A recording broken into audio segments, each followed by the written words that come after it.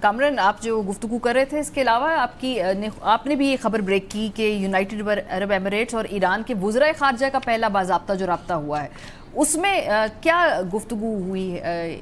اس کے علاوہ کہ بھئی ہم ایک ورکنگ ریلیشن شپ آگے بنائیں، اور جو گزشتہ پھر 48 گھنٹوں میں ہم نے دیکھا کہ جس طرح سے یہ آبنائے ہرمز کے حوالے سے یہ سیز فائر کی چھوٹی موٹی وائلیشنز بھی ہوئی ہیں، سو اس پورے کانٹیکس میں یہ رابطہ کتنا اہم ہے؟ آئی تھنک بہت امپورٹنٹ ہے، کیونکہ ویسے تو پورے جو گلف کنٹریز ہیں وہ ایران سے خوش نہیں تھے سارے کرائسس کے دوران، لیکن you a E I think in ملکوں میں سر فہرست تھا جس کے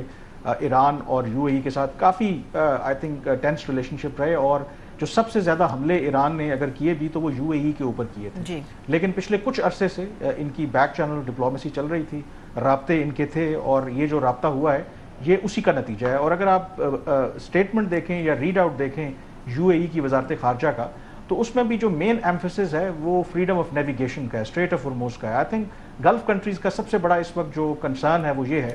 کہ مستقبل میں، اور ابھی بھی ان کو کنسرن ہے کہ یہ جو اسٹریٹ آف ہرموز والا معاملہ ہے، کیونکہ گلف کنٹریز ڈیپینڈنٹ ہیں جو سپلائی چین کی اگر آپ بات کریں، اگر اس کو ایران بطور ایک ٹول کے طور پر استعمال کرے گا، ایک لیوریج کے طور پر ہر مرتبہ استعمال کرے گا، پھر تو ایک long term piece and stability نہیں آ سکتی. تو ایک تو اس کے حوالے سے جو ابھی افتخار بھی بات کر رہے تھے کہ امریکہ اور ایران کے درمیان جو معاہدہ اپنی جگہ پہ، ایران اور گلف کنٹریز کے درمیان بھی ایک لارجر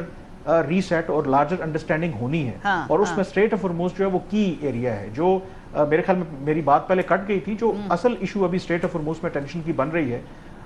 ایران مکمل طور پر کنٹرول چاہتا ہے. آئی تھنک انٹرنیشنل میری ٹائم آرگنائزیشن جو یو این کا ادارہ ہے، اس نے کوشش کی امریکہ کے ساتھ مل کر کے جو ایران کا ایک ڈیزگنیٹڈ روٹ ہے اس کے پیرلل ایک نیا روٹ بنانے کی کوشش کریں جو closer to the coastal of Oman ہے. اس پر ایران کو اعتراض ہے. ایران یہ کہتا ہے کہ یہ جو پورا